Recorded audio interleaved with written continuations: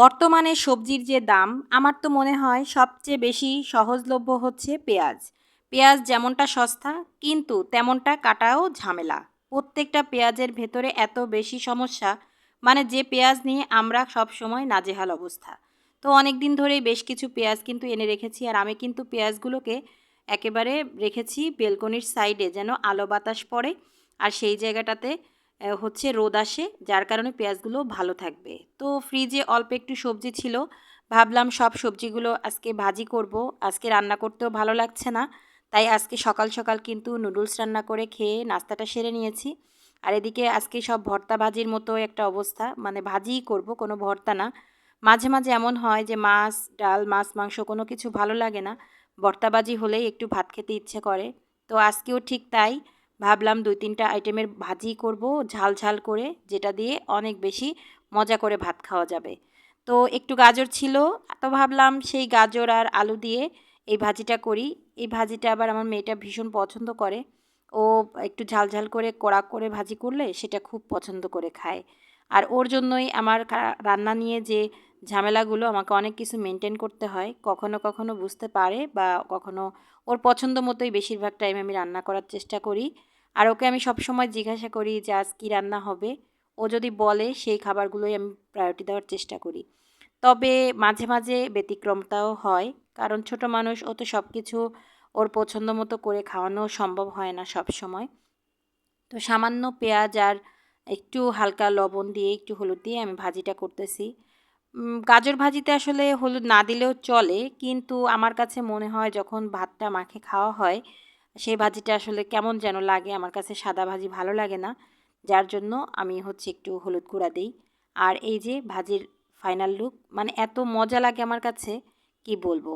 তো আমি তো সবসময় এটা রুটি বা ভাত যে কোনোভাবেই খেতে পছন্দ করি, আমার মেয়েটাও তাই। তো একটু আলু গাজরের ভাজি করলাম, আর এদিকে একটু করলা দিয়ে আলু দিয়ে ভাজি করলাম, যে ভাজিটা আমার উনি একেবারেই পছন্দ করে না, কিন্তু আমি খুব পছন্দ করি। যেহেতু আমার বাবার বাড়ির এলাকাতে কিন্তু আলু দিয়ে ভাজিটাই বেশি প্রচলন, তো যার জন্য কিন্তু আমি ওভাবেই করতে মাঝে মাঝে পছন্দ করি। আর এটা কিন্তু সম্পূর্ণ আমি একাই খাই, মানে তিনি একেবারে খুব একটা খায় না বললেই চলে। তো এদিকে অল্প একটু ঢ্যাঁড়সও ছিল, আর ঢ্যাঁড়স তো আমাদের সবার খুব পছন্দ। আর আমি সবসময় ঢ্যাঁড়স অল্প পরিমাণেই কিনে আনি, কারণ রেখে দিই না, রেখে দিলে মনে হয় যেন শক্ত হয়ে যায়। আর অল্প পরিমাণের রান্না যে কোনো খাবার দেখবা অনেক বেশি মজা হয়। তো ঢ্যাঁড়স আসলে এক একজনের রান্নার সিস্টেম এক এক রকম, ভাজিটাও এক একজনে এক এক রকম করে। আমি আসলে এই ঢ্যাঁড়স ভাজিটাই শিখেছি বিয়ের পরে আমার শাশুড়ি মায়ের কাছ থেকে। তবে তার থেকেও একটু অন্যরকম ব্যতিক্রম করে আমি ভাজিটা করি। কাটিংটা যদিও আমি তার মতো করে চেষ্টা করি, তবে আমি ভাজিটা কিন্তু একটু আরেকটু কড়া করি। মানে তারা যেমন এমনি একটু কাঁচা কাঁচা টাইপের ভাজিটা খায় আর অনেক বেশি পেঁয়াজ, তো আমি আবার একটু কড়া করে ভাজিটা পছন্দ করি। আর পেঁয়াজের পরিমাণটাও খুব বেশি দিই না। তো এই তো, আমি তো রান্না বান্না করতেছি আর ভাবতেছি যে এই ঢ্যাঁড়স আমরা কতভাবে খাই, ভর্তা খাই, মেয়ের সাথে গল্প করছিলাম আর ঢ্যাঁড়স কাটতেছিলাম। তো আমরা যারা ঢ্যাঁড়স পছন্দ অনেকেই করে না। আমি ছোটোবেলায় দেখতাম যে অনেকেই ঢ্যাঁড়স বাচ্চাদের খাওয়ায়। আর আমি কিন্তু আমার মেয়েকে ছোটোবেলায় ঢ্যাঁড়স মানে ভাতে সেদ্ধ দিয়ে ভাত খাওয়াতাম। মানে তরকারি বা যেকোনো কিছু দিয়ে যখন ভাত মাখানো হয় তখন যদি একটু ঢ্যাঁড়স দেওয়া হয়, সামান্য ১টা ২টা ঢ্যাঁড়স যদি সেদ্ধ করে রেখে দেওয়া হয়, সেই ছোটো বাচ্চাদের ভাত খাওয়াতে কিন্তু বেশ উপকার হয়। যেমন খাওয়ানোটা খুব ইজি হয়, আর ঢ্যাঁড়সটা কিন্তু অনেক বেশি শরীরের জন্যও ভালো। তো যার জন্য আমি কিন্তু ঢ্যাঁড়সটা সবসময় সিজনের খাওয়ার চেষ্টা করি, আর আমার মেয়েটাও ভাজি ভীষণ পছন্দ করে। তো আমিও ওর জন্য হলো একটু কড়া করে ভাজতে হয়, ও আবার কাঁচা ভাজিগুলো খেতে চায় না, যার জন্য একটু হালকা কড়া কড়া করে ভাজলে সেই ভাজিগুলো ও খুব পছন্দ করে খায়। কারা কারা ঢ্যাঁড়স ভাজি পছন্দ করো অবশ্যই কমেন্ট করে জানাবা।